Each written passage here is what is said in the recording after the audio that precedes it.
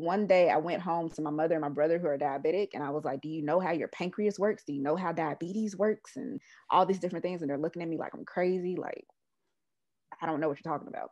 So it was at that point that I said, okay, well, maybe I can use all this knowledge and use all this information and teach people what's going on in their bodies, because I'm learning it in the research lab, but the everyday person might not know what's happening in their body.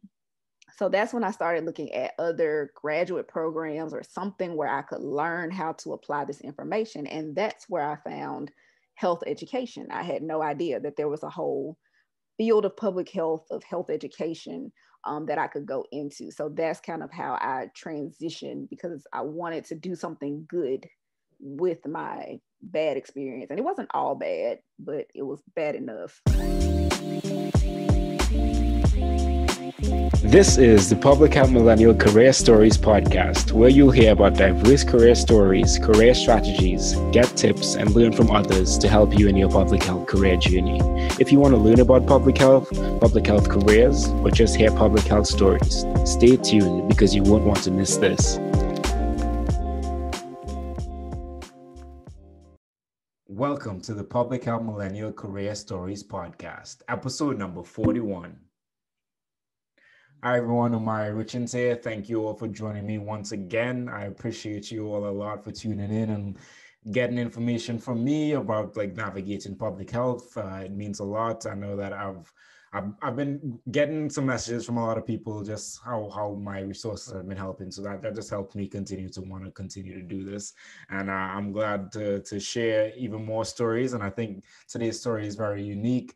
We have a really like I didn't know how the story unfolded, and I'm glad that I got to capture it throughout the podcast, because it is really a fascinating one for a student / public health professional doing her thing out there. So definitely tune in, and without further ado, here's today's episode.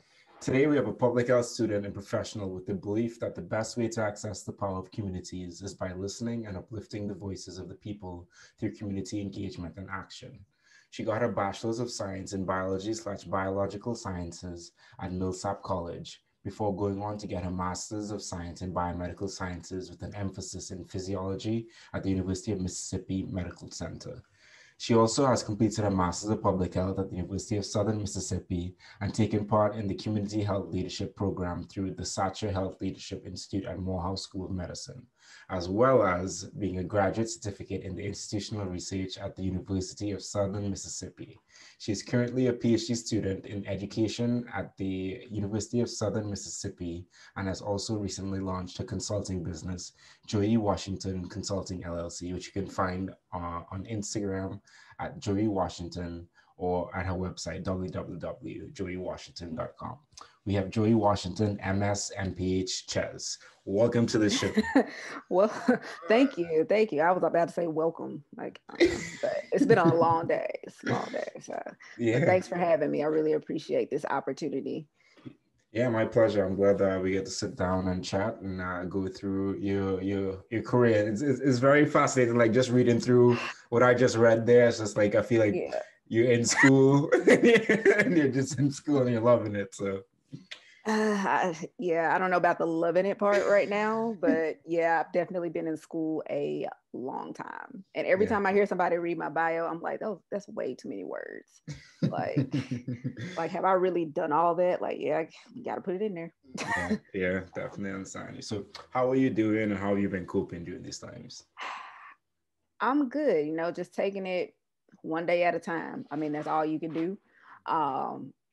Stay prayed up, meditate, doing those types of things to help me stay calm and stay at peace with the situation. Because it's a lot going on in the world right now. So for me, I think it's just important to be at peace. And you might not always be happy, but you can always find joy even amidst the chaos and confusion and struggle. So that's an important perspective for me. Yeah, absolutely. And thank you for sharing. So how do you identify, and then tell us a little bit about your personal background? Yeah, so when you ask me that question, how do I identify? I'm like, I'm probably supposed to say as an African American female, but the first thing that comes to my mind is I'm like, I'm from the South. I'm an old soul. I'm super old. Like I'm a millennial technically by biological age, but I always say I feel like a 75-year-old trapped in a 30-something-year-old body. So if I have to say, what do I identify as? That's automatically the first thing that comes to mind is as an old soul. But I'm Mississippi born and raised, deep South. So you can probably tell from my accent, got a little bit of a twang there. But a little bit about my personal background. Well, it's a lengthy one. We're here for it. We're here for it. Yeah. But like I said, I was raised in Mississippi. I grew up here. I still live here currently. I live in Hattiesburg, Mississippi, but I'm originally from Jackson. And one thing that I've always been interested in ever since I was a child was I've always been into science. When I was young, my dream job was to be a trauma surgeon and working in the emergency room because I always used to watch that show, Trauma Life in the ER, and it just looked so exciting. But then I realized the older I got, the more squeamish I got, and that was not for me.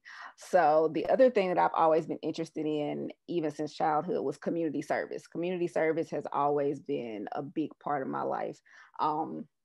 So I knew that growing up and getting into my career path, that community service was a big thing for me. Science was a big thing. Medicine was a big thing for me. So that though trying to tie those things together and just thinking about my career path over time, it has been a challenge, but it's been worth it to see where I am now. So when I got to MilSAPS, the intention was that I was going to go to medical school, just like a lot of people, I'm sure. But I was going to go to medical school. And when I got in there and I started doing the biology stuff and the pre-med stuff, I still loved it, but I just wasn't sure about going to medical school. So that's I don't know exactly what you want to know about my personal background, but that's a little bit as it relates to the career path, so to speak. Yeah. Thank you for sharing that. That's definitely going to help. And I know we're going to dig in a little bit more about like why that is in a little bit. Mm-hmm. But before we dig into that, what does public health mean to you? Oh, that's a hard question because public health is so many things. But if I had to kind of sum it up, wrap it up, put a bow on it, I would probably say that it's three things that I like to focus on as far as public health is concerned, and that is community, prevention, and equity. So for me, community is one, like I said before, community service was always a big thing for me. So now in my public health career, I like to focus on community because there's so much power in it. And when we start working with communities and helping them to find their voices and uplift their voices, and they become empowered in the process, there is so much there that could be done, and so much that can be harnessed, and we can see so much of a difference when we tap into those communities. And then of course prevention, we want to stop the damage before it starts, and then of course equity, getting those resources to people who need them the most, and a lot of times that's easier said than done, but it needs to be done. So yeah, absolutely. And I think that's a really smart and efficient way to break it down. So thank you for sharing that. So before we jump into your bachelor's of science, you said that you did like community service. So did you do like community service prior to undergrad? yeah, so like when I was in high school, of course, you were required to do community service, right? So I did a lot of community service in high school, but I was also a part of like doing community service for my church. I was a Girl Scout. So of course there was a lot of community. We don't just sell cookies, okay? We do other things too.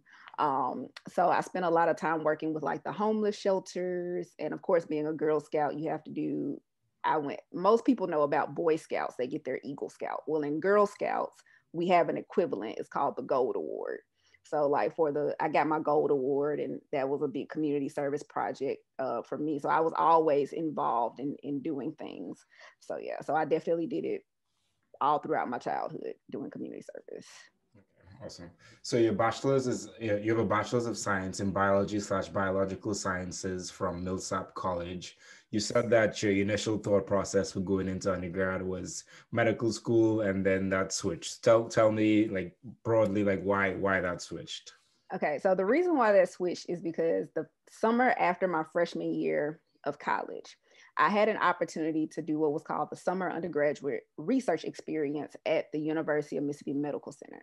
So what they did is they brought in undergraduates to get experience for the summer working in the research labs. And I was a little bit familiar with research because like I said, I'm from Jackson. We have something called the Jackson Heart Study. So I participated in their high school program.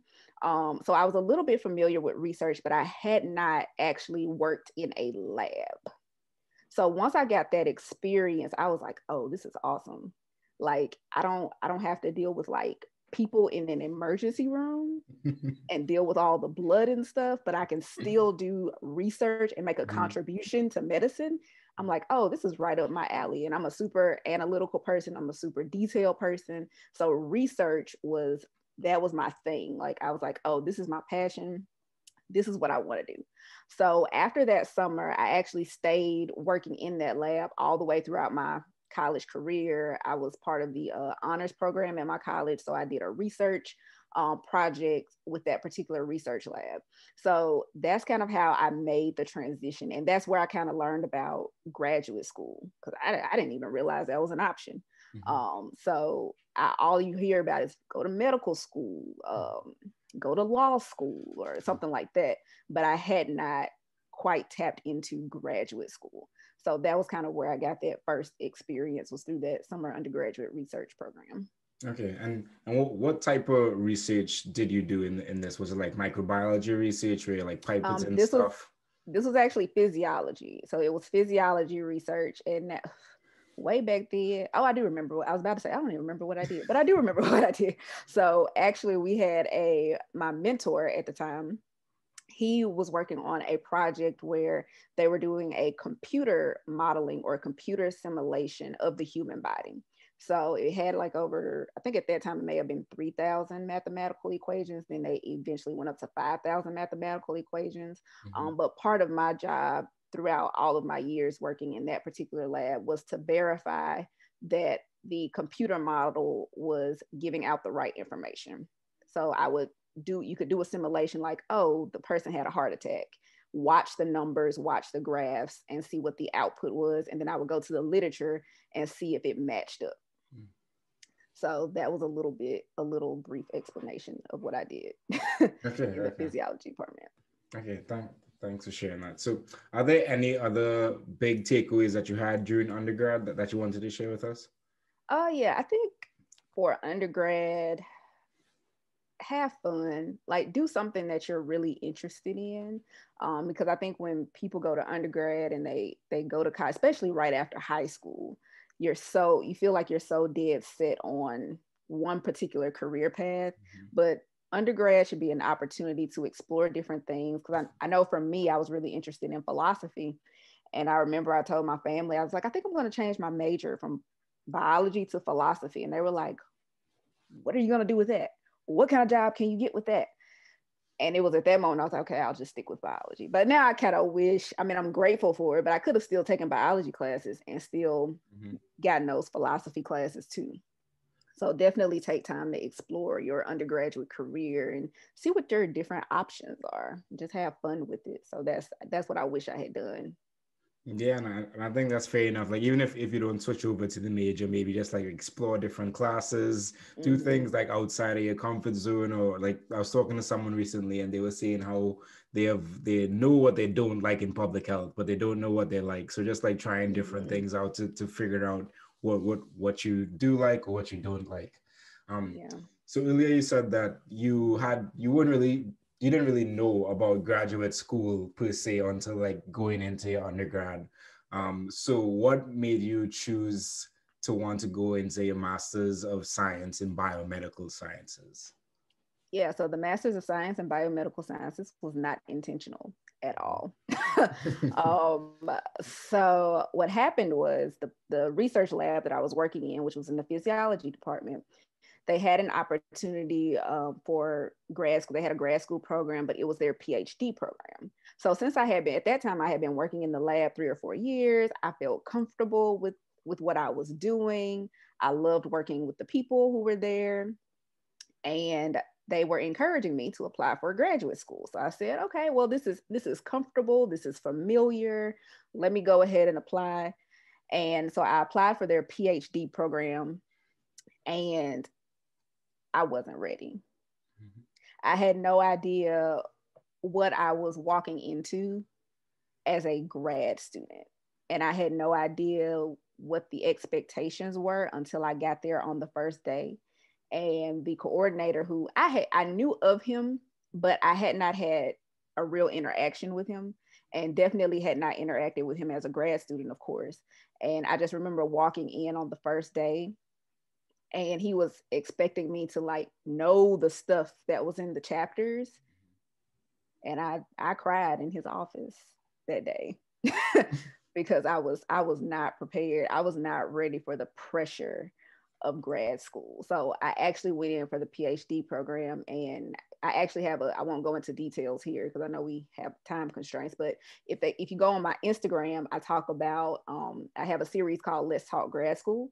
And my first video in that series is about why my first year of grad school was the worst year of my life. And that's where I talk about that experience. So to make a long story short, I ended up with my master's in biomedical sciences because I had to leave the program because I did not make the grade or meet the requirements for the program. So I had enough credits to get my master's.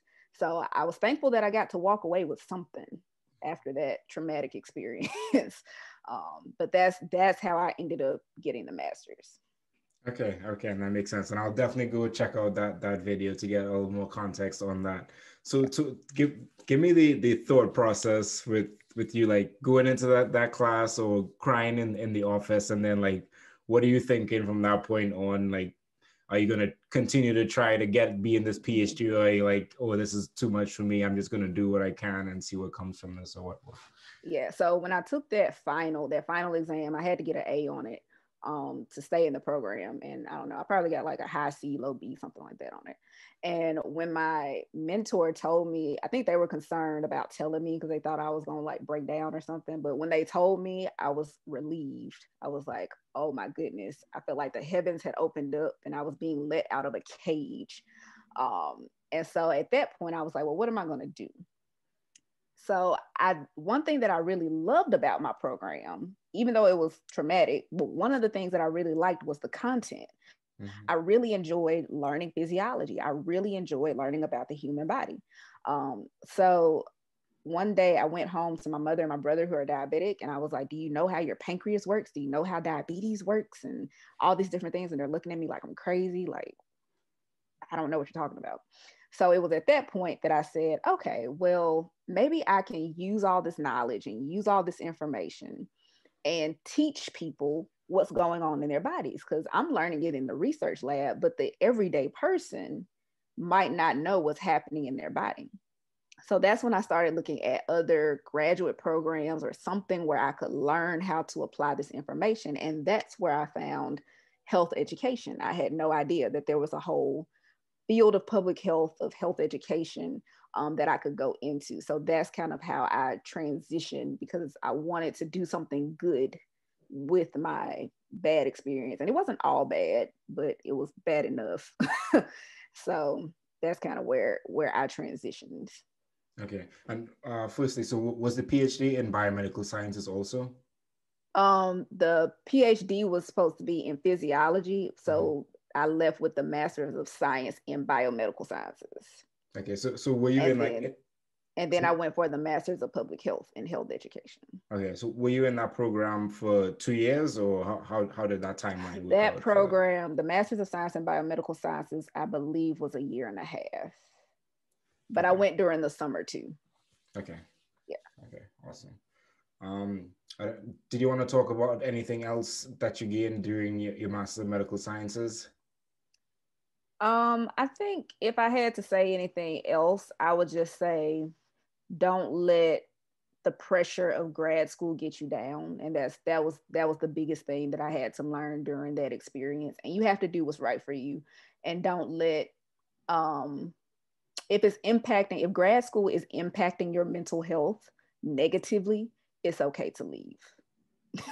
just for anybody who's listening. It's okay to give it a break, give it a rest, leave, do what you got to do because you're important. Yeah, that is some key information there, and like as I always say, like we are more than just like what we do in like work or school or anything like that. So definitely focus on yourself like holistically, Yeah. for sure. Okay, so you were a volunteer. Next two positions I'm going to talk about, you were a volunteer for. So you were community health advocate trainer at the University of Mississippi Medical Center. So how did you get this, and like where put this into the timeline of things with your masters also? Okay, so in the timeline, this is kind of between the Masters of Biomedical Science and the Master of Public Health. So I'm kind of coming out of that first year of grad school, and I'm learning about this health education piece. Mm-hmm. And so the community health advocate training program is actually, most people are probably more familiar with the term community health worker now. So at that time, they called it a community health advocate program, and we were trained to do screening. So blood pressure screenings, blood sugar screenings, at health fairs or at churches, and then being able to direct people to community resources. And so that experience, being able to go through that training and be a volunteer for screening, was actually probably my first real experience with health education, after kind of having the realization that I can do something different. And because I had been in physiology, I can actually tell you how your blood sugar works. I can actually tell you how your blood pressure works, how it works with your heart, because I have that knowledge. So that was kind of the connecting piece for me, being able to be a part of that program, and connect all that knowledge that I had gained to doing something for the community, because that's such a core piece of who I am, is I'm a community person. So that was really important for me. Okay. And can you give me like a 101 definition of what physiology is for anyone who might not know? Okay, so basically physiology is how your body works, how everything is connected to one another, like how all your organs are connected to your arteries, to your veins, how every piece of your body works and functions. So think of your body like a machine, and physiology is understanding how the machine works. Okay, awesome. And then you had another volunteer position as a consultant for Project Engage at the University of West Alabama. So how did you get this, and then what do you do with it? Yeah, so for that particular program, the University of West Alabama had a grant, and it was called Project Engage. And really what it was focused on was making sure that those underrepresented populations have an opportunity to do STEM fields. And for those who don't know, STEM is science, technology, engineering, and mathematics. So having an opportunity to engage in those STEM fields and then retain those individuals in STEM fields as they go from high school to college. So I would help them to plan, organize, and implement events that were related to their program. So for instance, they had an event called Invention Convention, and it was a competition style program for high school students, and then their college students would be involved as well. And those students would participate in science experiments, and they would be given different materials, and they had to come up with different types of inventions and things like that. And then they had another type of event where they would use their science knowledge and apply kind of like forensic science type of deal to solve a crime. So we would set up a crime scene, and they had different experiments and different stations that they had to go through. So once again, I got to connect my STEM background, because physiology is part of that STEM background. And at the time, I wasn't thinking about it in terms of public health, but now I think about it in terms of public health, because I'm a part of this process of helping these students realize something else that they can do in their career path, and doing something about their education when it comes to STEM, and just being exposed to those opportunities, which can in turn impact public health. So that's a little bit about that particular position. Yeah, and I think it's so important to have exposure. Like if you're not able to get like certain experiences, you can get exposure to different things or exposure to people who can give you information on different things. So that's like a huge key, especially I feel like with public health, with it just being like so unknown. At least maybe not so much anymore, but there's still a lot of like misunderstandings or like just vague thoughts around public health in general. So before we talk about your Masters of Public Health that you got at University of Southern Mississippi, you were talking about earlier that you health education, like with your family and diabetes. Was that the first thing that really got you thinking, or like finding out about like public health per se, or like what was that like? Yeah, I kind of knew about public health in general. Like I said, I was part of that Jackson Heart Study program, and they talked to us about public health and research and things like that. But I was more familiar with the epidemiology side of things. I was I was familiar with that side of it. And in high school, I actually applied for it's called the Young Epidemiology Scholars Program.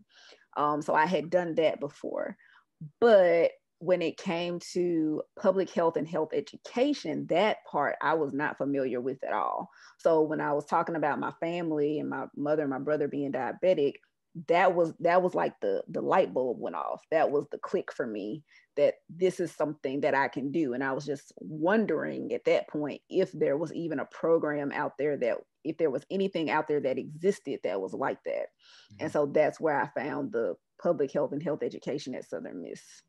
Okay, so was your concentration in health education? Yes. Okay. Yes. I guess that kills my other question. I was going to ask you why do you decide to do like a MPH instead of a Masters of Science in Health Education per se? But I guess if your concentration covers that, or did you think about a Masters of Science in Health Education? No, I didn't, because ultimately I wasn't ready to move too far away from home. Mm-hmm. So I only looked at schools in Mississippi. Mm-hmm. And at that time, there were only two. And one was Jackson State, which was in the town that I was living in at the time. And the other one was Southern Miss, which is in Hattiesburg. And so when I looked at the two programs, I just preferred Southern Miss. Okay, awesome. And then, so what was your thought process for going into this? Were you thinking, okay, I'll do this and then I'll become a health educator afterwards, or what's going on in your mind? I don't know what I was thinking. I think I was just feeling the freedom from being let go from the other program. And I was just ready to dive into something different and dive into something that felt right, because that program, the previous program, the physiology one, just did not feel right. So I was just kind of going off of that feeling. I didn't know what kind of career I wanted. I didn't know anything. I was like, I just need to learn about health education, and I need to learn as much as I can. So that was kind of my thought process. I wasn't even thinking about a career, and that got me later. But yeah. Yeah, talk about how it got you later. So, and I think I talked about this in one of my other, I think I talked about this in my last Instagram series about Let's Talk Grad School, but I was getting ready to graduate. I had done my internship, or I was in the middle of my internship. I was getting towards the end, and I was realizing, oh, graduation is soon. And I was, excited about graduating. And then I'm like, okay, I need a job, right? That's the next step, get a job. And I didn't know where to start. I didn't know where to look. I didn't know what to do, where to apply. I don't know. I guess I just didn't think about it. I was so busy trying to learn the information that I was not thinking about the actual getting a job part. So that's why it got me. And I remember being so frustrated. I graduated in December, and I remember being so frustrated like that January, because I did not have a job lined up. I'm like, okay, if I don't have a job, I can't pay my rent. I can't pay my bills. I can't do this. I can't do that. So it was just really frustrating. And I really had to tap into my faith and tap into, prayer and meditation and those things, to figure out what direction I needed to go in. And then eventually I tapped into my network, and my network really came through, and I was able to be hired as a coordinator of a community-based participatory research project. So that's kind of where that led to. So yeah, and I think even granted everything that you just said, it is great that you did have your network there to provide you that support to move on to whatever that next step is. But I feel like that's just key information there for anyone thinking about doing their master's of public health. Like, I know the coursework is important, the knowledge is important, but at the end of the day, you're going to school to either further your education some more or get a job afterwards. So right. you always got to keep that in mind and try to be as intentional as possible throughout the process, especially now as the field becomes more competitive. You Yes. definitely want to put yourself in a position to prosper, I would say. So, Right. so thank you for sharing that. Was there anything during your MPH that you wanted to share? I think the biggest thing that I learned during my MPH is that you have to start. I think a lot of times as graduate students, you're thinking about yourself as a student, and a lot of times only a student. But I think you really have to take time and start thinking about yourself as a professional, even while you're a student.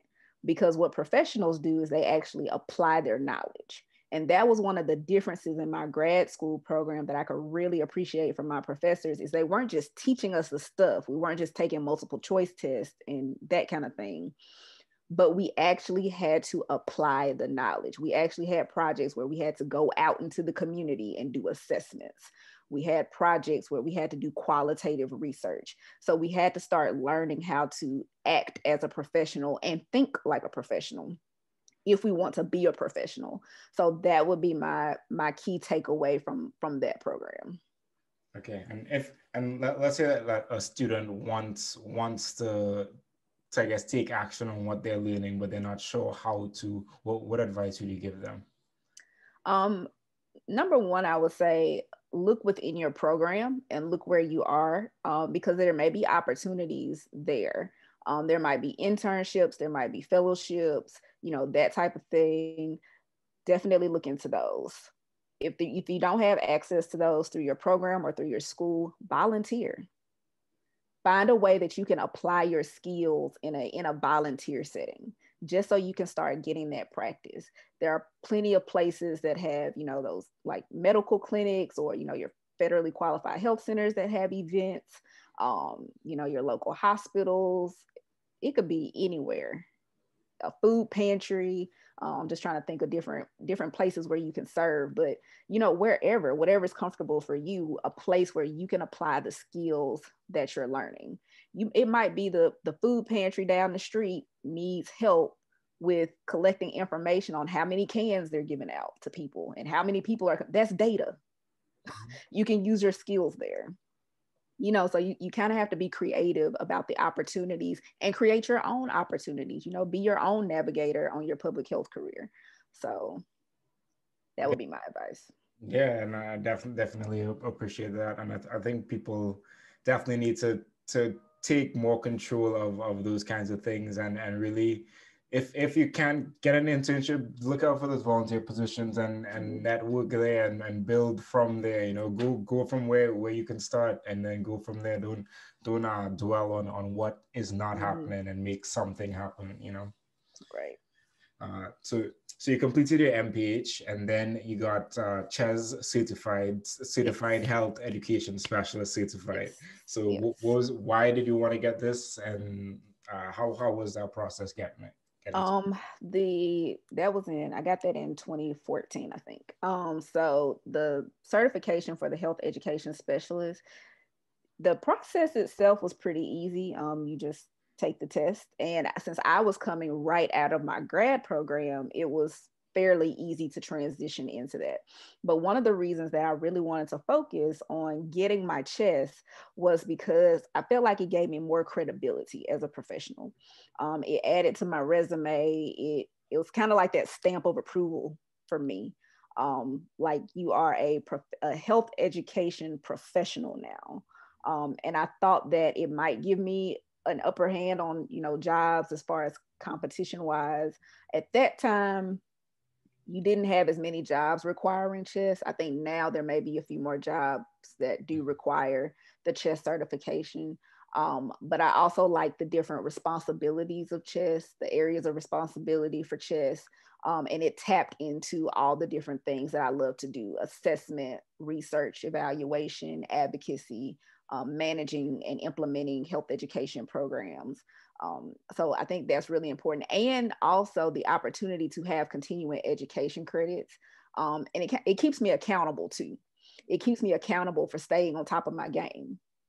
Because if we have to have a certain amount of education credits every year, then that means that I have to stay on top of the current information when it comes to health education. So it definitely keeps me current. Yeah, okay. And that definitely makes sense. And I know the CHES has been very beneficial for a lot of people that I've interviewed and just like people that I've talked to. So it's definitely something that I would advocate for getting if you're able to get it, especially like right after your master's program or after your bachelor's program where the information is pretty fresh. Right. So you were an outreach health educator at the Southeast Mississippi Rural Health Initiative. So how did you get this? And then what did you do in this? Right. So that position actually stemmed off of that coordinator position for the community-based participatory research. So let me go back to that position real quick. So as a coordinator of that, and I'll just say CBPR to shorten it. So as a coordinator of that position, it was a community academic partnership. So it was the University of Southern Mississippi working with Southeast Mississippi Rural Health Initiative, which we also call SIMRI for short. They were working together on this CBPR project to look at policies and practices that impact adolescent sexual health. So since I was coordinator on that project, of course, those people who work with grants know how grants can shift and change. So that outreach health educator position actually kind of transitioned out of that coordinator position. So I worked with the project as the outreach health educator. But the other thing that I did was, since SIMRI is a FQHC, which is a federally qualified health center, I worked to provide the community with health resources and make sure that they're educated about the health resources in our community. So it was kind of a two-part job. So those were the two different parts: working on the CBPR project and then helping to educate the community about health resources in the community. Okay. And could you just explain a little bit of the difference between CBPR, community-based participatory research, and the research that you did throughout your undergrad and stuff like that? Right. So research in undergrad, like the STEM research, the hardcore sciences, it's very what it says. It's hardcore. It's either A or B. There's no in between. You have your scientific experiments, you have your hypothesis, you test them, you see what the experiment does. You have your control group, your experimental group. You test everything out, you look at the outcome, you're done. Okay. When it comes to CBPR, this is more of a community engaged, community focused research. So you're dealing with people.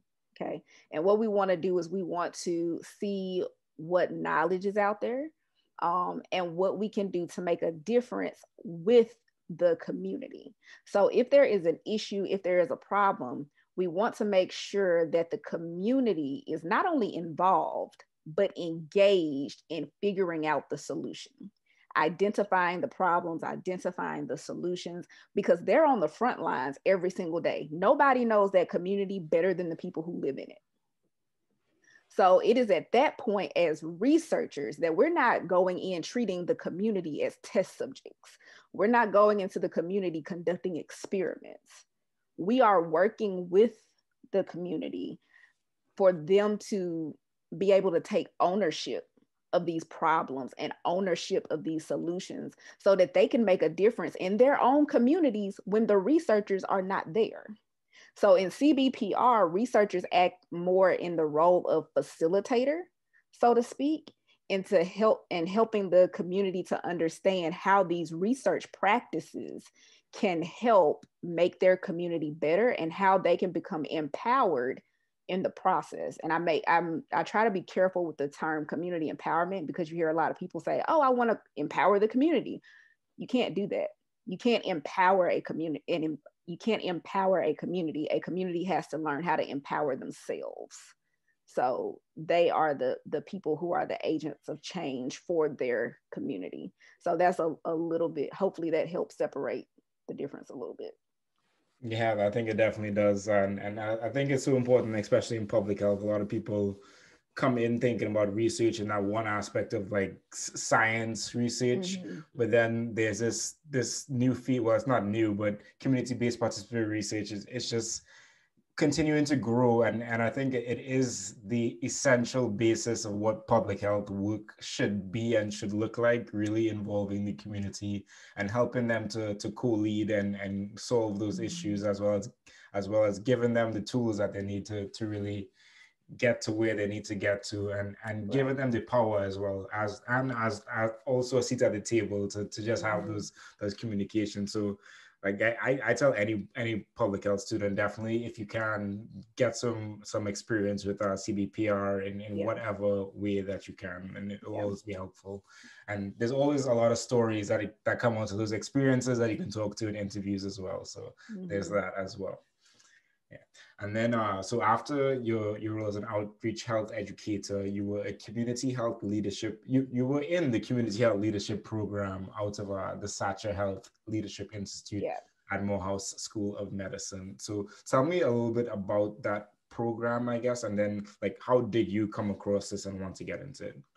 Yeah, so that program is out of Atlanta. It's out of the Morehouse School of Medicine, their public health, I believe it's their public health department. And what they did was they have this program, and they actually still have it. It still goes on. I think they have it yearly, maybe. It might be ongoing. I'm not sure how often they have it. But they want to educate community leaders, and not just people in the health field, but anyone who is interested in mobilizing community health, showing them the tools and the strategies of how to do that. And you're getting taught by like the major players in the field. So I actually had the opportunity because I was on a coalition, and the coalition had the opportunity for coalition members to participate in the program. So I actually went to Atlanta. Of course, this is pre-pandemic, right? Several years before the pandemic.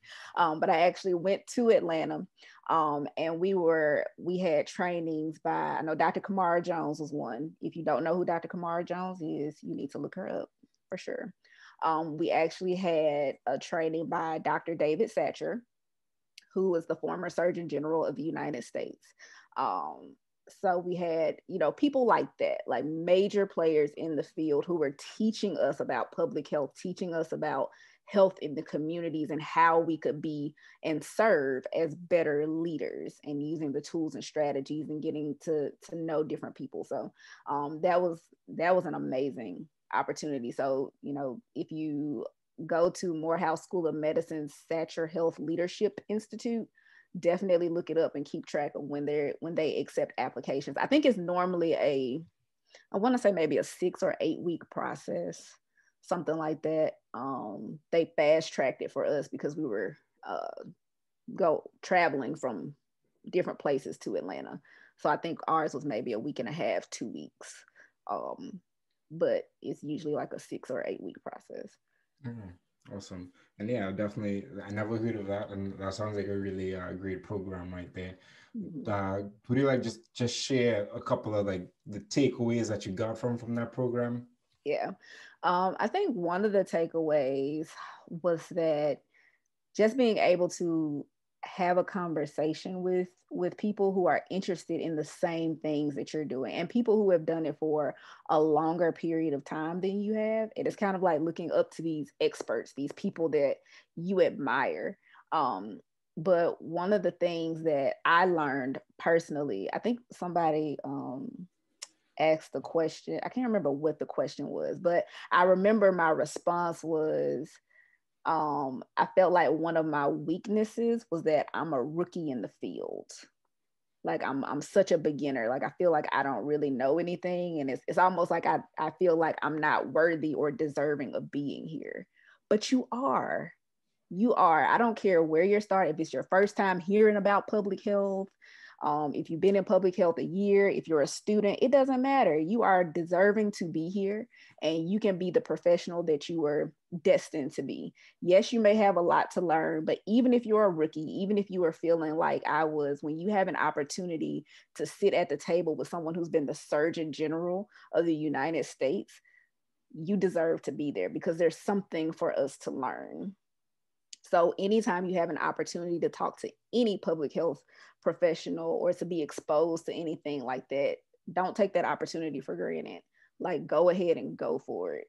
So Yeah, absolutely. I love that. And I would just add, like, make sure that you're taking notes and making sure you're taking in yeah. as much as And possible. network. Yes. Absolutely, Yep. absolutely. That's so essential, and that's a great opportunity to learn, network, and I feel like once you are in those kinds of rooms, you deserve to be there, and you should know that you Yep. deserve to be there because you're in that room, and don't Right. feel any way otherwise. Because yeah, you just do a disservice to yourself any otherwise. Yeah. Um, so you also got a graduate certificate in institutional research at the University of Southern Mississippi. So Yes. why did you want this graduate certificate? Actually, it was part of my PhD program. Just being transparent here, I already had the credits. it was it was part of the PhD process. I had to have all the credits for my PhD program that I'm in currently, which I know we'll get to that.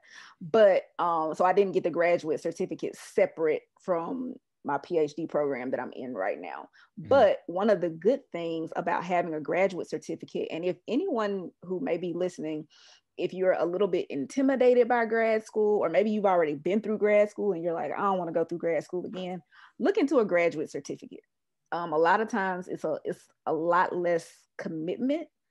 Usually it's about 12, 15 credit hours. And usually graduate certificates are specific to a particular discipline. So my particular graduate certificate was in institutional research. And so it was very heavy on looking at higher education, and how higher education uses data and facts and figures to get their information, and how they disseminate that information and present it to the public. So I'm appreciative that I was able to get that certificate because that gives me another side to public health. Now I have a different background that I can say, oh, I can work with your institution, I can work with your college or your university to help you go through your data or understand your research. And then especially when it comes to those academic and community partnerships, that adds a whole different layer to it when you're talking about institutional research as opposed to community-based research, as opposed to other types of research. So that's a little bit about the graduate certificate. So it was easy for me to get because I already had the classes. So, and if you're in a grad school program, see if you've already taken the credit, see if you are already eligible to get your graduate certificate, because that's something else you can add to your resume. Absolutely. Like, why would you not, right? Why would you Exactly. not? Just Yes. fill out the paperwork, and and you got it. So Absolutely. So what do you think there like anything, like, broadly speaking, wrong with, like, how, not wrong, but like could be improved for how institutions collect, use their data, or whatever the case might be? I think that institutions could probably, and I mean, I don't know about all institutions, but sometimes it's public information, but people don't know about it. So it's like it's out there if you know how to find it, but most people don't know how to find it. And so it's not as open. It's not presented as openly as I think it could be. And one of the things that I appreciate about research and data is that it allows us to make informed decisions. Um, so if I had to say one thing, I would just say, bringing that research out in the open, not just putting it out as available to the public, but teaching people how to use the research, how to use the data, why this information would be important for them. So for instance, if you're looking at institutional research and individuals who want to go to college, a lot of institutions have what they call fact books, and they have these research documents on their website available to the public, but who knows what to do with them or what they mean or how they could help you with the decision-making process for what grad school program to attend or what college to go to. So I think maybe they could do a better job with just breaking down that information for the everyday person. So yeah, I think that makes a lot of sense. There's probably a lot of information out there that could be used for some good that just is there, but I feel like that is the case for a lot of other things, like a lot of community health needs assessments and things like that are just written to be written for written's sake. Yeah, unfortunately. So right now you're a PhD student getting your PhD in education with emphasis in research, evaluation, statistics, and assessment at the University of Southern Mississippi. So what was the thought process for getting this degree? To be once again honest and transparent, my GRE scores were about to expire, and I had to make a decision. I had to say, hey, if I don't go to school now and my GRE scores expire, I am never taking the GRE again, ever. So it really came down to a practical decision for the most part. The other part was I had been so traumatized by my previous PhD experience that I really wasn't sure if I even wanted to risk going through something like that again for a PhD. But I learned that not all grad school programs are that negative, that you can have a positive grad school experience. Not that it's all easy, but it can be positive. So when I was thinking about going to a PhD program, another practical decision, I did not only were my GRE scores about to expire, but I didn't want to leave the school that I was already attending, and I wanted to stay in Mississippi. So I had to look at PhD programs at my school, and that was the only one that I had the requirements for. And I know that that's probably not the most elaborate answer. It's not like I've always wanted to get my PhD in education. That was not my reason. My reason was practical, and that's okay. I'm cool with it.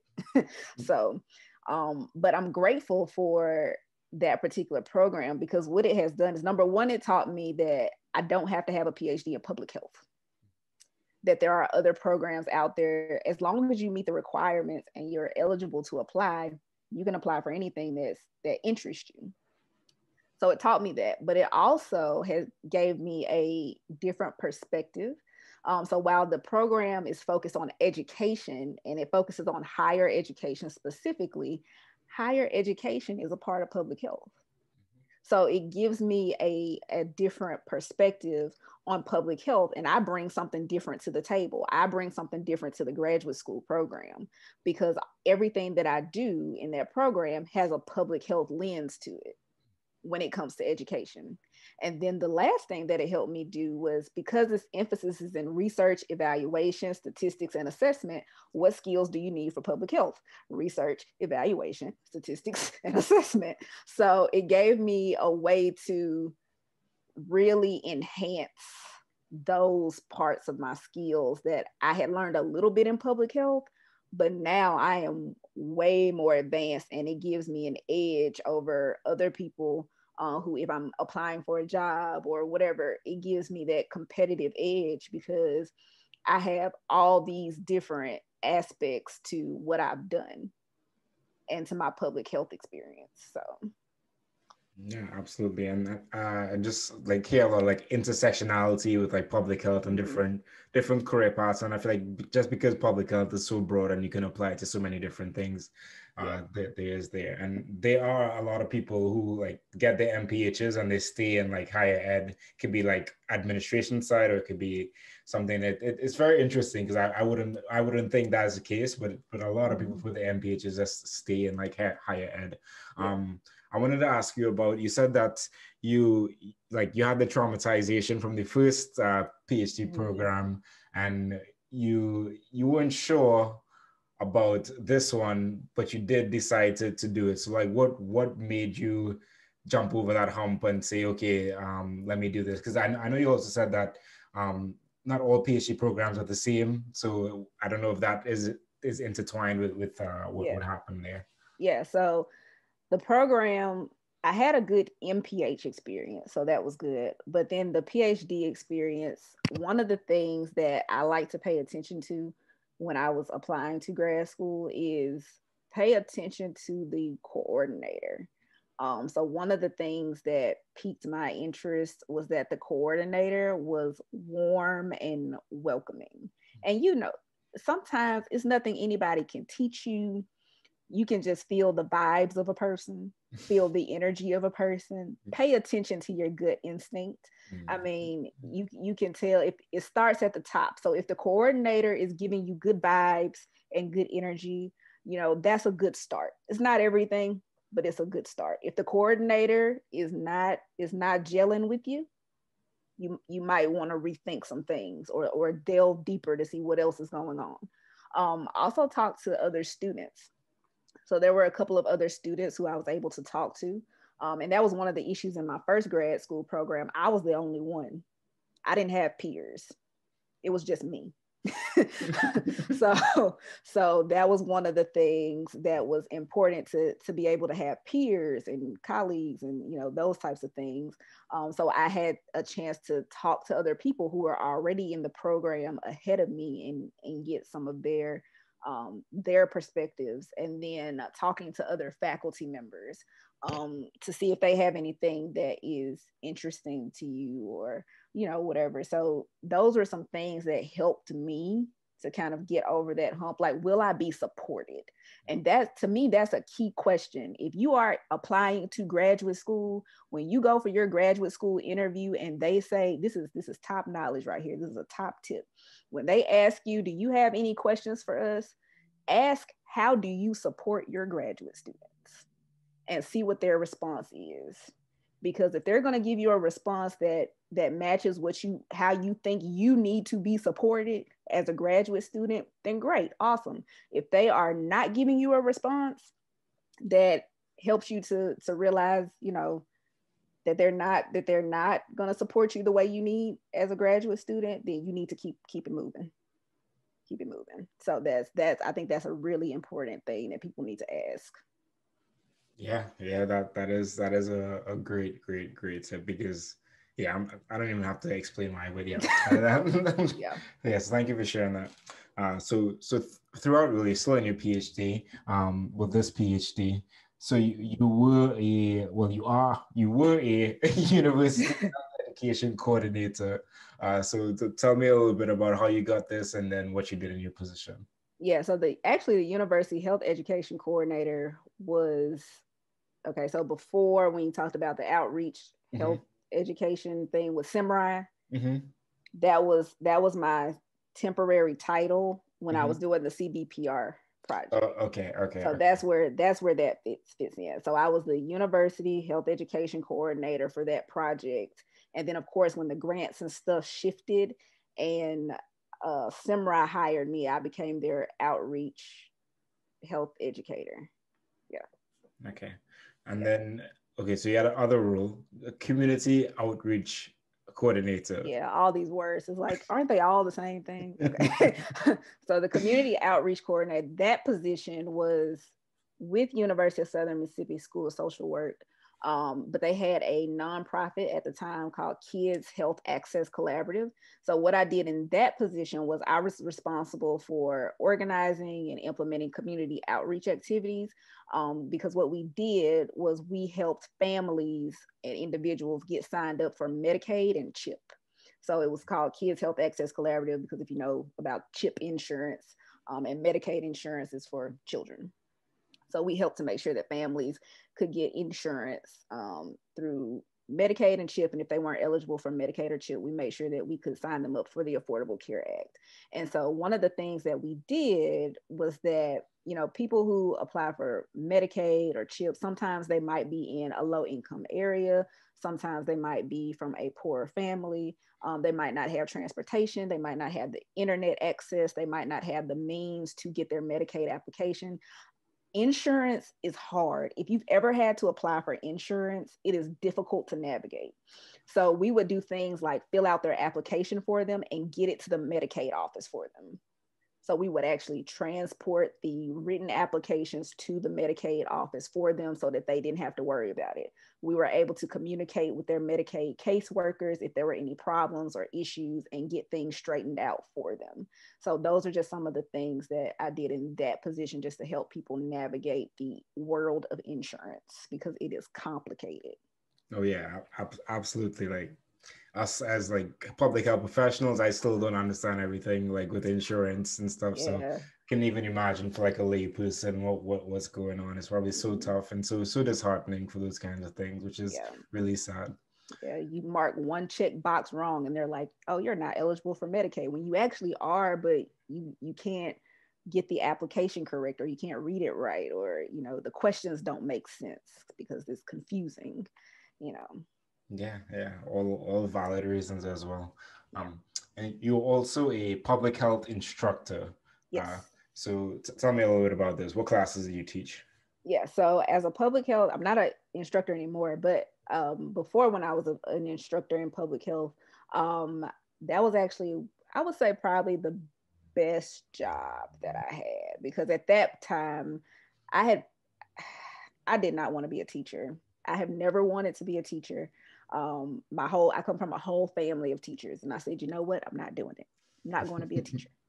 But I had this opportunity. I literally tap into your network. I literally got a phone call one day from a mentor of mine, and they said, hey, we got a job opportunity. We need somebody to teach. Are you interested? And I was like, I did not like my job at the time. So I was like, sure, I'll come on over. So we got everything set up. I had never taught on a university level before. So I was teaching undergrad public health students. I taught things like 101, like wellness classes. I taught a sexual health and reproduction class. I taught a class about drugs. I think it was called Drugs and the Whole Person, and understanding like substance use and substance abuse and those types of things. I taught a measurement and evaluation class. And it once again turned on a light bulb for me. And I realized that teaching is my gift and teaching is a passion for me. And I really enjoy working with students. I really enjoy explaining research principles and talking about research skills and helping students to improve their research skills, because I don't care what you do. I don't care what your career is. You need some research skills because we do research every single day. So for example, when you want to try a new restaurant, what do? You look it up on the internet, and what do? You look up the reviews, right? You look up those stars. Those stars are data points. So, you're doing research every single day. So I really enjoy looking at that. So, and if you look at the written reviews, what's that? That's qualitative. That is qualitative research. We could sit down and analyze the reviews of Olive Garden if you want to. It is research and you don't realize that you're doing it. So that experience was great. It was awesome. And that's also one of the things that I hope to continue in my consulting business, which I know that we'll probably get to in a later question. So I'll hold on to that. Yeah, awesome. Okay, that is great that you were able to instruct and teach students. Were there any like challenges? Actually, did you have to like create the curriculum for the classes that you had to teach for? I was given syllabi from previous courses, but I did enjoy getting the opportunity to be creative with my courses and to do different things and coming up with assignments. And I'm a very hands-on person. Mm-hmm. I like a lot of engagement and a lot of interactivity. So I think hopefully my students enjoyed it as well. So I really like being creative in the classroom. Okay, that's awesome. And what is like the time commitment for this kind of position? Ooh. Let's see, as a full-time instructor, I had four classes per semester. And honestly, when you teach on a university level, you spend more time prepping for your class than you actually spend teaching the material. So, I mean, I guess you could say 40 hours or more, like a regular full-time job, but it's different because you don't have that 8 to 5 schedule. Mm-hmm. Excuse me. You have like your classes and you have your prep time and you got grading. I think grading was probably my least favorite part. Grading all the papers, grading all the assignments, doing all that. But if you enjoy what you do, I didn't pay that much attention to the time commitment, and you get summers off. So I mean, it's a trade-off. So it is a lot of work to teaching, but if you love it, you love it, and the time commitment isn't so bad. Okay, awesome. So after this, you were a research support center specialist at the University of Southern Mississippi. So Yes. how do you come across this, and then what do you do in it? Yes. So for this particular position, I had my visiting instructor position. I did that for one academic year, and I loved it, and I was ready to go on for the next year, and they had budget cuts. So my position got cut. So at that point, I didn't have a job, and I said, okay, well, what am I going to do now? So at that point, was I at dissertation phase? Either I was at dissertation phase or I was coming up on dissertation phase. I think I was coming up on dissertation phase. And so I said, well, I could get a job or I could focus on my dissertation. So I decided to focus on my dissertation, and I decided to be a graduate assistant.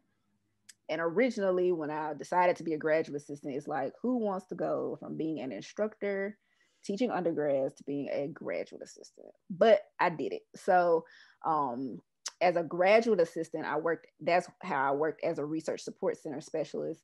And we had this, the research support center in our department.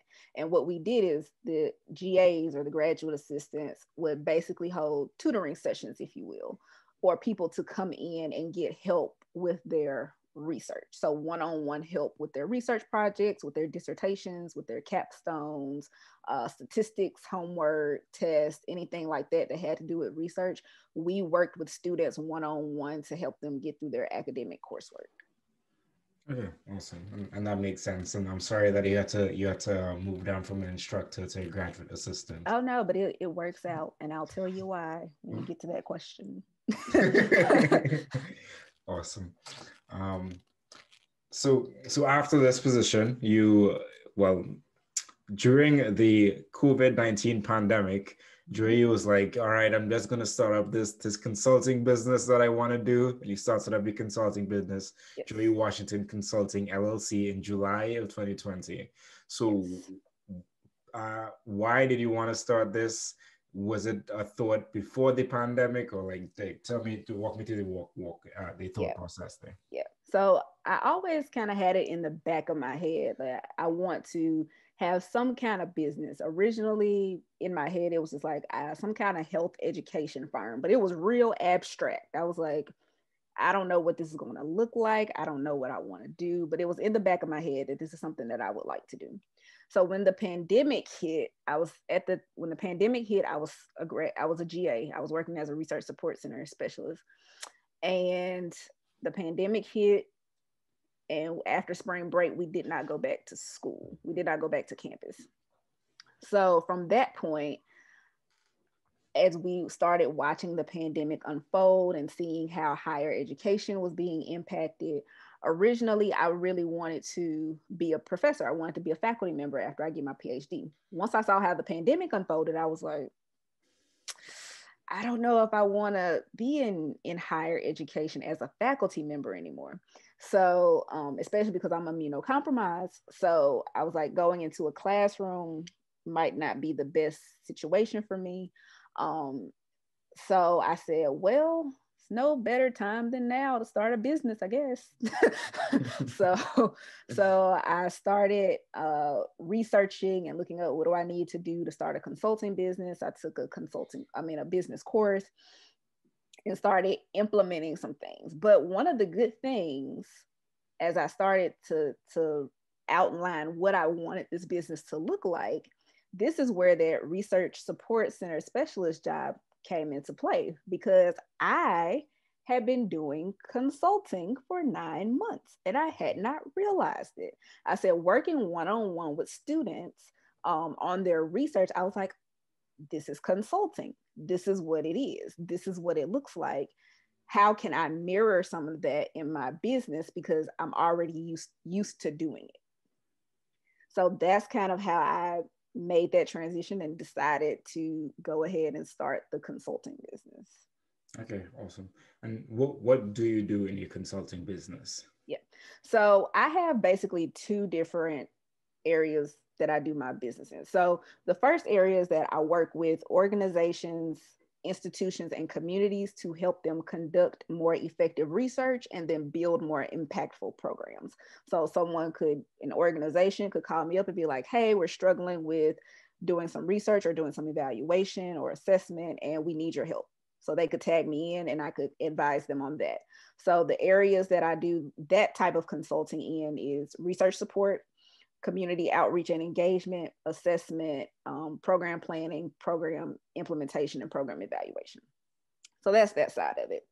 The second side of it is what I've talked a little bit about before, but it's working with students, particularly graduate students, because graduate students tend to have more of a research emphasis or research component to their programs, but I work with undergraduate too, but helping them really hone in on those research skills and advance their research skills so that they can be the professional that they were destined to be and get comfortable with that particular skill set. And so I do that through one-on-one consultation, but I also have some trainings and courses that I'm working on. So I'm working on a networking course and how to use LinkedIn to build professional trust and relationships. And then also a course about how to be your own navigator on the road to your public health career.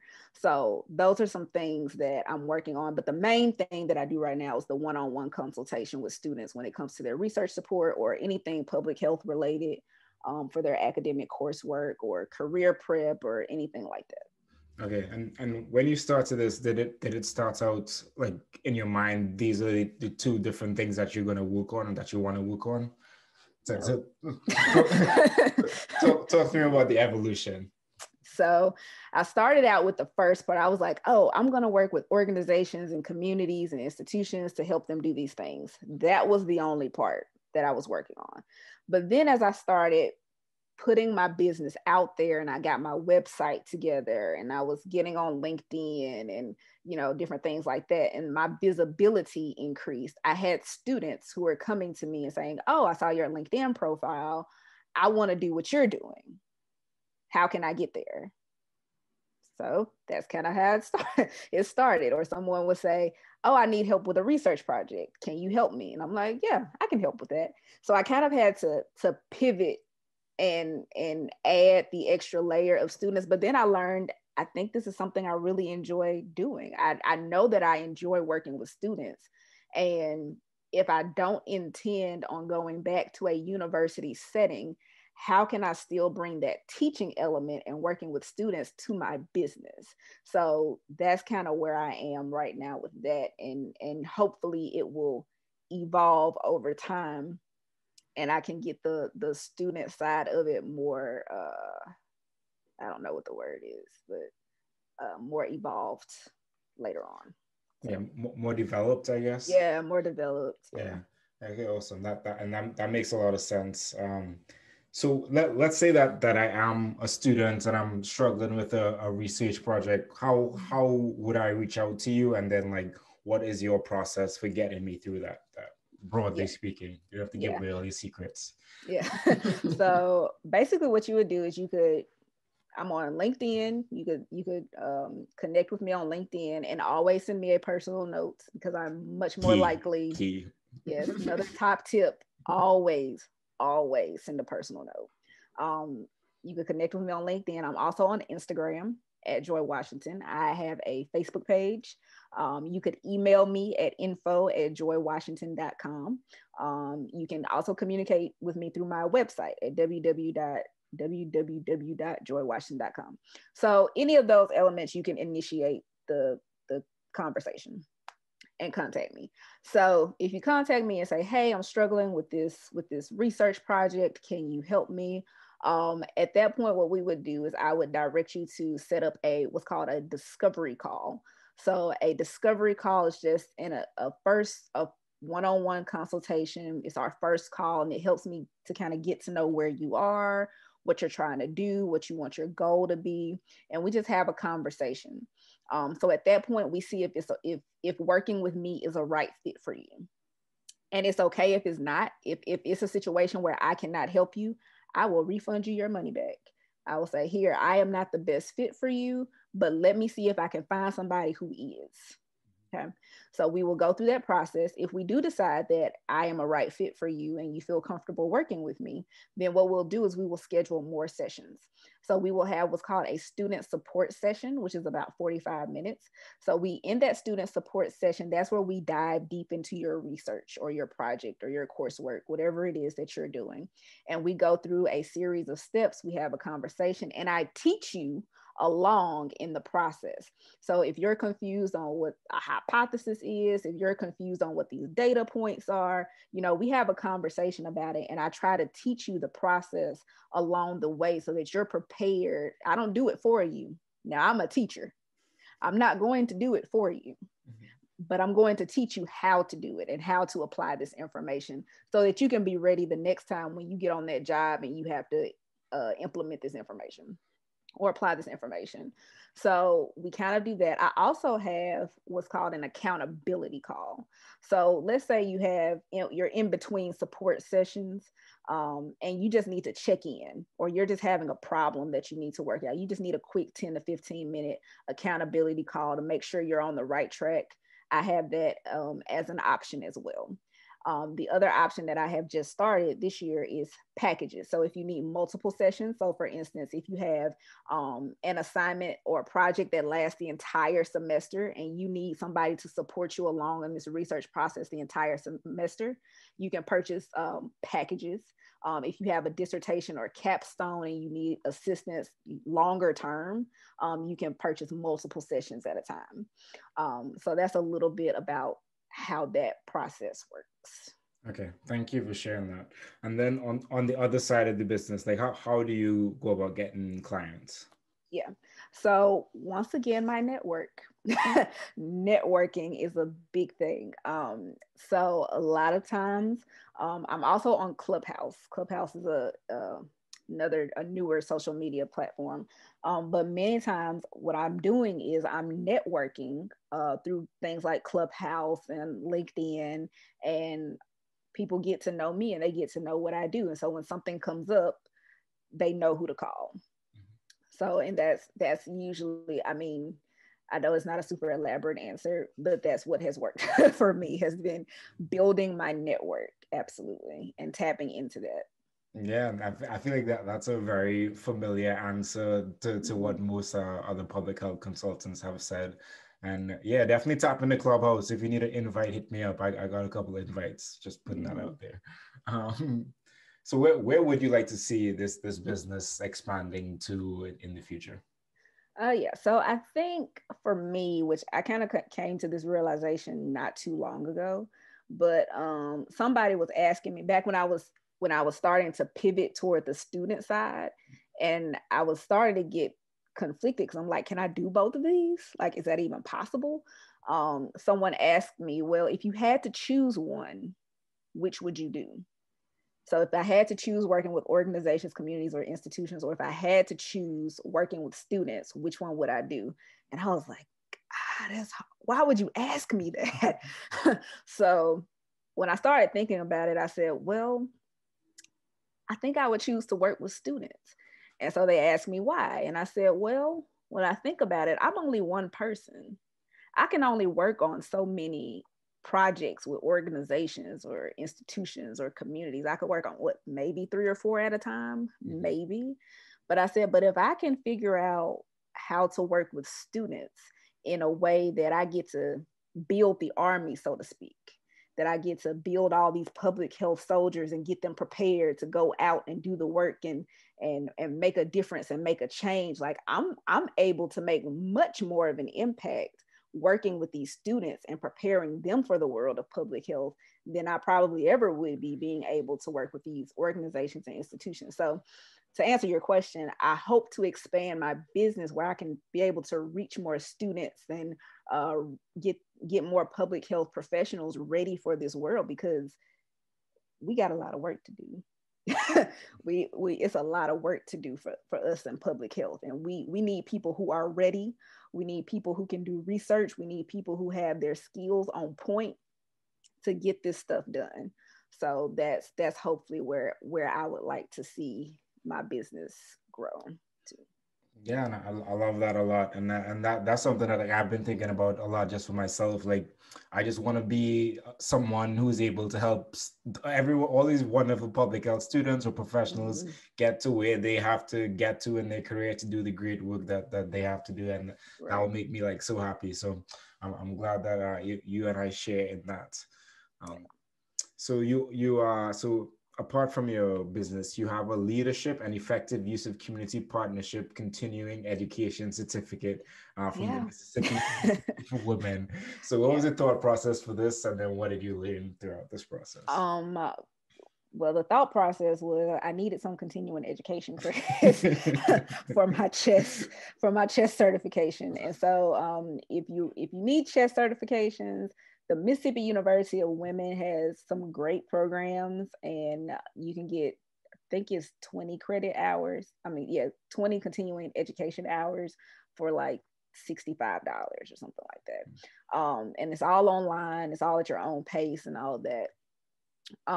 But I chose that particular one because I had already done community and academic partnerships a little bit, but I was doing that. I didn't know what I was doing, like I had learned the knowledge in my master's of public health program, but I had not actually done CBPR, or I had not actually done a community academic partnership. So I thought that the training, although I had at that point already been through the experience of being a coordinator of CBPR, but I wanted some more training. I wanted a little bit more experience of gathering that knowledge of what a community academic partnership looks like, because it's different learning by doing, which is extremely important, but it's also a little bit different being able to sit back and then reflect on the experience you've already done and then learn from a training where you're sitting down and doing the courses online and doing all that kind of information. So I think one of the things that I really learned was just the importance of how we can work with the community, because we can do so much more together than we can do divided. And, a lot of people know about mistrust of researchers in the community. And so there's this kind of divide with the academic and the research side versus the community side. And there's a lot of bridge building that needs to happen there.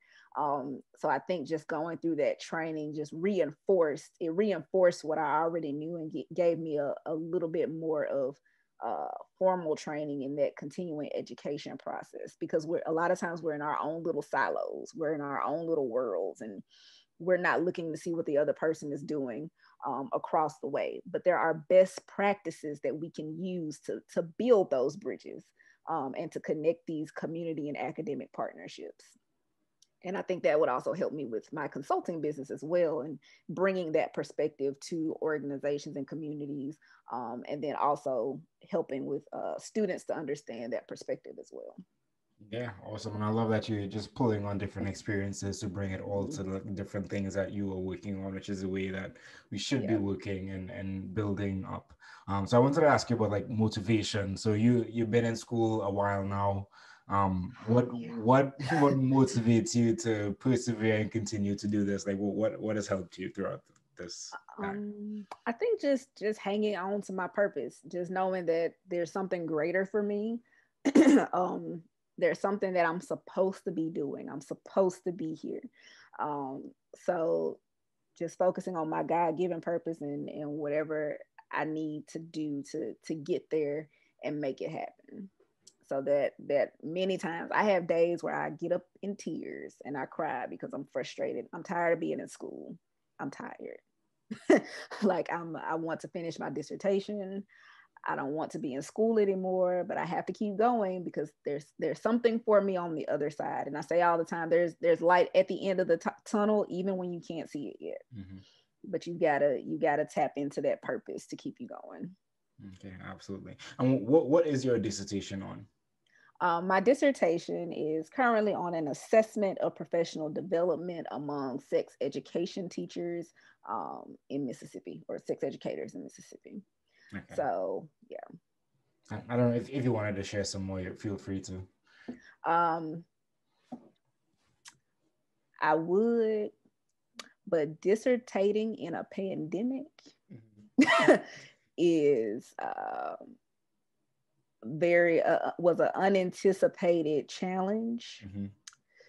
And I hope this is still my topic. Because I have run into several challenges. So just briefly, the idea was that I had created, or modified rather, an assessment of professional learning standards for sex educators that was released by a group called the Sex Education Collaborative. And they really they had all these standards, and they looked at a teacher's comfortability and their capability in addressing these things in the classroom when it came to sex education. So sex education in Mississippi is, what is the word? I don't want to say archaic, but it's a little old. It's very old. It is abstinence only until marriage. We do not have comprehensive sex education as far as our policy or our laws for sex education in schools. Mm-hmm. Now, when it comes to communities, that's something different. But as far as sex education in the schools, it's not as comprehensive. I'll just leave it like that. It's not comprehensive. So I really wanted to get a better idea of where teachers were in their professional development, in their training when it comes to sex education, because in Mississippi, it's not like the math teacher that has to have all these credits for math, or the English teacher that has to have all these professional development opportunities for English in order to teach it. For sex education, it might be the PE teacher the day before class starts, because it's like, oh, we got to do that. Or it might be the coach, the football coach, or whoever's available to teach it. Sex education is not a priority, so to speak, in Mississippi. So that's a little bit of what my dissertation is on. But when we're in the middle of a pandemic, if sex education already isn't a priority, it's definitely not a priority now. So that's where I am with that. Okay, yeah, definitely feel you there. So where would you like to see yourself in the future? I think for myself in the future, I just want to be a servant leader. That's all I want to do. I just want to tap into the community, be a servant leader, serve people how I can, whether that's in public health, whether that's serving public health students, public health professionals. I just want to be in a place to serve, because serving that's what brings me joy. When I'm struggling, when I'm doing my dissertation, when I'm working, or if I'm in a position where I'm working and I don't like my job, whatever it is, serving is the thing that brings me peace. So I just like to say, in the future, whatever I'm doing, as long as I'm serving somebody, that's what I want to be doing. I like that. That makes sense. So you keep on doing you, and you make those impacts to the communities that need your help. Yeah. Okay. So moving on to the last section of the show, the Furious Five. So number 1, what advice would you give to a student trying to pursue a career in public health? I would probably say, get creative. Public health, we already said public health is broad. You can do public health in anything. I don't care if you're a dog walker. You can find a public health perspective to anything, but make sure that you know your purpose and really spend time understanding who you are, and who you want to be. And that takes time to develop, but spend some significant time figuring those things out. Okay. So number 2, if you're talking to someone wanting to get into your position, what advice would you give them?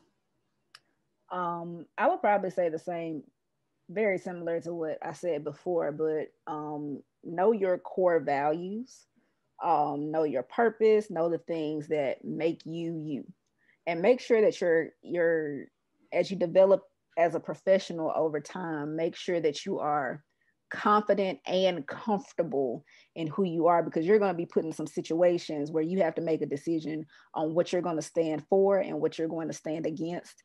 So just knowing that up front and spending that time in there will help a lot. And then the other thing is learn how to tap into your network. So if you need help doing that, or if you want information on my course coming up, you can join my mailing list as well on my website, because you need to learn how to tap into your network as well. Love it. Love it. Number 3, what's something you're working on improving in your life right now? Getting my dissertation done and graduating, because that would greatly improve my life right now. That is, yeah. That. Fair enough. Everyone here is rooting for you. We hope that you push on and finish up soon. Number 4, professionally, do you recommend anything? Yeah, so I would definitely say follow Dr. Huntley, Dr. Charlotte Huntley, and her epidemiology podcast. And she also has a public health entrepreneur consulting and entrepreneurship expo that's happening right now. I think you can get information at www.phexpo.com. I also have the link in my bio and on Instagram as well. So definitely check her out. And then also Leonora Aquara. I always have trouble saying her last name, Aquara, I think is how you say it.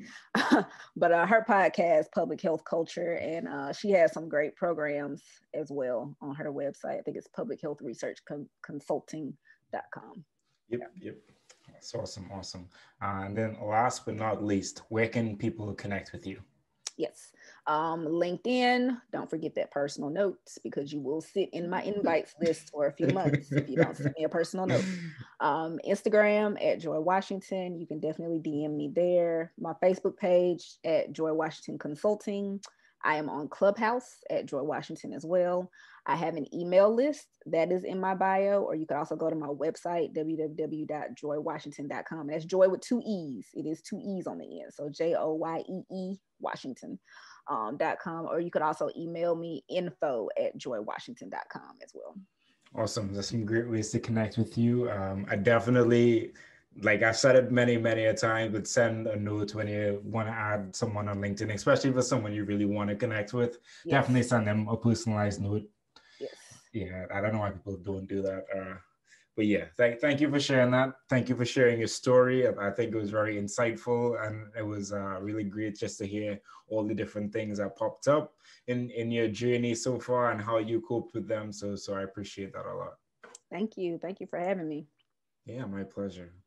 I really enjoyed talking to Joyee, and I know that she has a lot of great resources and is going to continue to have great resources for different students, professionals, businesses around public health and evaluation and everything, evaluation, assessment, and everything in between.